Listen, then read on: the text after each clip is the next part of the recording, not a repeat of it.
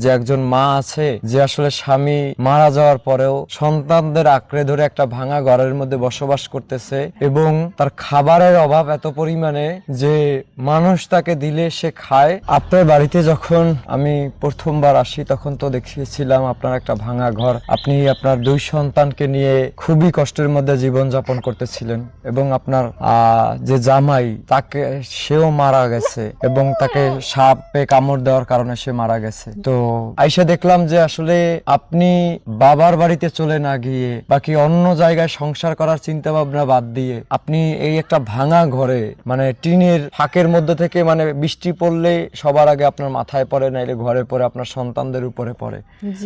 এমন একটা পরিস্থিতির মধ্যে দিয়ে আপনি বসবাস করলেন। অথচ আপনি আমার আশেপাশেই বাকি আমি এর আগে অনেক পরিবারকে সহযোগিতা করেছি, দেখা গেছে তার বাবা মারা যাওয়ার পরে মা অন্য বাড়িতে চলে গেছে, অন্যের সাথে বিয়ে করছে, অন্যের সাথে বিয়ে বসছে, বাকি অন্যের হাত ধরে চলে গেছে। বাকি আমাদের সমাজে আসলে একটু অভাব থাকলে আসলে আমাদের সমাজে স্বামীর হাতটা ছেড়ে দেয়, বাকি বাবার বাড়িতে চলে যায়, বাকি স্বামীরে ডিভোর্স দিয়ে দেয়। আপনারা এসে দেখলাম যে আপনি আপনার সন্তানদের এবং আপনার শাশুড়িকে আগলে রেখে আপনি আসলে এই যে বসবাস করতেছেন, তো মানে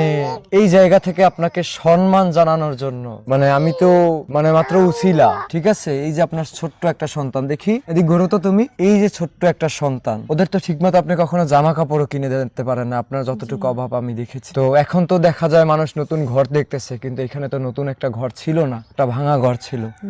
আপনার মাথায় কি কখনো আসলে কাজ করে না যে আসলে মানে আমার এত অভাবের মধ্যে যে অভাবে থাকার কি প্রয়োজন, আমি আমার বাবার বাড়ি চলে যাই, বাকি আমি চাইলেই তো আরেকটা বিয়ে শাদী করতে পারি। তো এই কাজটা আসলে আপনি করেন নাই, হয়তোবা আপনার শাশুড়ির জন্য এই ঘরটা আমি সিলেক্ট করছি, ঠিক আছে? তো আপনার এলাকার অনেকেই মনে করতে পারে যে এই ঘরটা হয়তোবা আমি আপনাদের সন্তানদের জন্য করেছি, বাকি আপনার শাশুড়ির জন্য করেছি, কিন্তু আপনার এলাকার যখন এই ছেলে ফারাবি যখন আমার কাছে আপনার গল্পটাই বলছে যে একজন মা আছে বাকি একজন বোন আছে যে আসলে স্বামী মারা যাওয়ার পরেও সন্তানদের আঁকড়ে ধরে একটা ভাঙা ঘরের মধ্যে বসবাস করতেছে এবং তার খাবারের অভাব এত পরিমাণে যে মানুষ তাকে দিলে সে খায়, একটা ভাঙা ঘরের মধ্যে বসবাস করতেছে, বৃষ্টি আসলে তার মাথায় পানি পড়ে, সন্তানদের গায়ে পানি পড়ে, তার পুরা মানে ঘর ভিজে যায় বৃষ্টি আসলে, বন্যা আসলে মানে মানে কোথায়ও আসলে মানে নিরাপদে দাঁড়ানোর আসলে জায়গা নাই।